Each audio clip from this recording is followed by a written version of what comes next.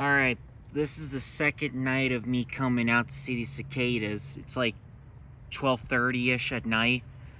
But yeah, if you come out later than I've been doing, most of them have already came out and they're like in their white soft shells before they turn darker and start flying. But there's an insane amount of them out right now.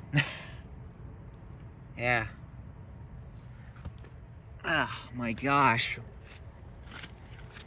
This is crazy how many there are.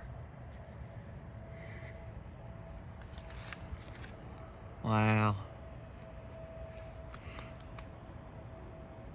That one's starting to change a little bit.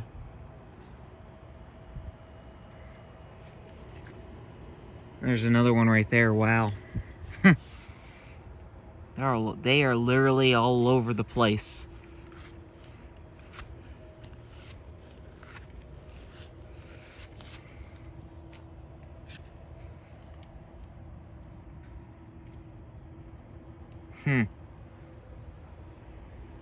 Wow.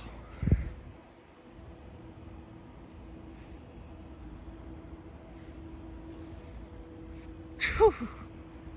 It's almost creepy actually seeing all these guys in one place, you know, especially when they only happen once every 17 years.